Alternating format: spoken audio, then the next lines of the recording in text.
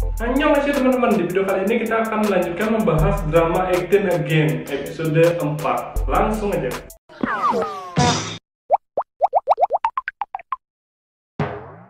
Jadi di awal episode 4 kalian akan diperlihatkan bahwa teman baik Dajung yang bernama Irene ternyata dulu saat SMA suka sama Dayung. Jadi Dayung ini cinta pertamanya Irene. Nah, Irene ini sempat benci kepada Dakjung karena tahu bahwa Dakjung berkencan dengan Dayung. Tapi pada suatu ketika Dakjung ini menyelamatkan Irene sehingga mereka menjadi teman baik. Irene pun melepaskan cinta pertamanya kepada Dakjung.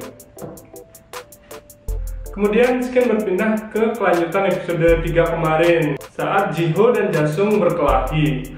Perkelahian mereka pun dihentikan oleh guru mereka yang datang. Kemudian saat guru ingin menelpon orang tua mereka, Gu Jasung ini si preman merasa takut. Ternyata orang tua Gu Jasung ini adalah orang yang berpengaruh. Tim baseball yang menyiram Dakjung saat membaca berita tempo hari mentraktir seluruh karyawan JBC sebagai ucapan permintaan maaf. Di sana direktur JBC juga meminta agar Jihoon si pemain baseball untuk diwawancara secara eksklusif oleh reporter JBC. Direktur JBC pun menawarkan untuk reporter Yumi yang akan mewawancarai mereka. Namun Jihoon ini nggak mau diinterview selain oleh Dakjung. Jadi dia hanya mau diwawancarai oleh Dakjung. Semua orang sangat kaget mendengar hal itu. Di sini menurut Putu sih Jihoon ini kayaknya suka sama Dakjung. Kemudian saat perjalanan pulang ke rumahnya, Dakjung diganggu oleh dua pria yang sedang mabuk. Dakjung terus digoda untuk menemani mereka berdua minum. Dayung pun datang menyelamatkan Dakjung. Di sana Dayung mengantarkan Dakjung sampai depan rumahnya, padahal itu rumahnya Dayung juga. Sampai di depan rumahnya, Dayung mendapatkan surat dari tempat kerja suaminya dulu. Ternyata isi suratnya adalah pengunduran diri suaminya. Di sana dia baru tahu bahwa suaminya berhenti bekerja. Keesokan harinya, Dakjung mulai mewawancarai Jihoon di lapangan baseball. Di sana proses wawancara berjalan dengan baik. Semua orang suka dengan cara Dakjung mewawancarai Jihoon. Nah, di sisi lain di kantornya, ternyata Yumi ini iri kepada Dakjung karena dia sangat ingin mewawancarai Jihoon. Di sekolah saat jam pelajaran olahraga, Sia mengalami kram perut. Di sana Dayung dengan sigap mengantarnya ke rumah sakit dengan menggendongnya di punggung. Jiho yang melihat kejadian itu sangat kaget. Nah, di sini kayaknya si Jiho ini mulai cemburu kepada Dayung. Dia nggak tahu bahwa Dayung itu adalah ayahnya Sia. Nah, ada kejadian kocak di sini saat Arin dan Dokjin berada dalam satu lift. Di sini Arin menanyakan kepada Dokjin berapa batas umur untuk menjadi mantunya. Wih, di sini Arin sudah mulai mengatakan bahwa dia siap untuk menjadi mantunya Dokjin. Dokjin pun langsung menentangnya dengan mengatakan yang penting tidak seusia dengannya, karena dia tahu Arin itu seusia dengannya. Kemudian Dokjin mendapat panggilan dari Dayung yang mengatakan bahwa Sia sedang dirawat di rumah sakit. Dokjin awalnya biasa-biasa saja, tapi saat dia mendengar bahwa ibu guru yang cantik itu ada di rumah sakit juga, dia bergegas pergi ke rumah sakit. Arin yang mendengar bahwa Dayung ada di rumah sakit, dia juga ikut pergi di sana. Kocak banget sih mereka berdua.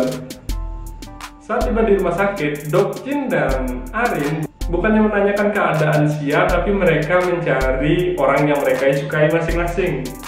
Dokjin mencari ibu guru yang cantik, sedangkan Arin terus menanyakan keadaan Dayung, padahal Dayung gak kenapa-napa. Beberapa saat kemudian Dakjung pun datang. Dia sangat khawatir tentang keadaan Sia. Dakjung yang mengetahui bahwa Dayung yang mengantar Sia ke rumah sakit dengan menggendongnya, dia sangat berterima kasih. Kemudian Dakjung mengatakan untuk menjodohkan mereka berdua kepada Dokjin.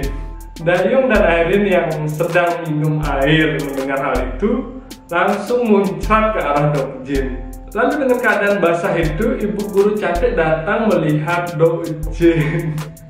Ibu gurunya ini sangat kaget. Dokjin pun kaget, dia merasa malu dan terlihat sangat buruk. Dengan kocaknya Dokjin ini lari sambil berteriak. Seluruh isi rumah sakit pun melihat Dokjen berlari sambil berteriak dari mulai guru, suster, pasien.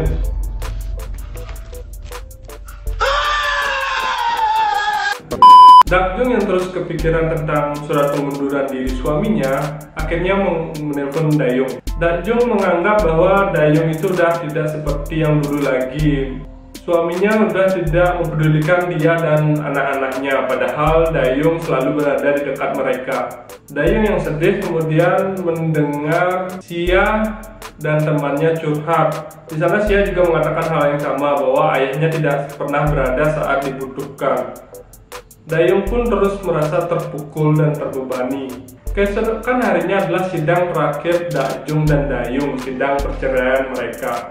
Nah, di sidang terakhir ini meskipun Dayung tidak datang, hakim tetap bisa memberikan keputusan bahwa mereka akan berpisah. Di detik-detik terakhir sebelum hakim mengambil keputusan, Dayung muda datang memasuki ruang sidang. Di sana Dakjung sangat kaget. Dayung pun mengatakan bahwa suami Dakjung hadir. Wah, di sini Putu nggak ngerti maksud Dayung muda ini seperti apa. Episode 4 pun berhenti sampai di sini. Oke, untuk kelanjutannya akan Putu bahas di video selanjutnya. Subscribe dan hidupin tombol lonceng agar kalian tidak ketinggalan di video-video selanjutnya. Terima kasih buat teman-teman yang udah nonton video ini. Annyeong!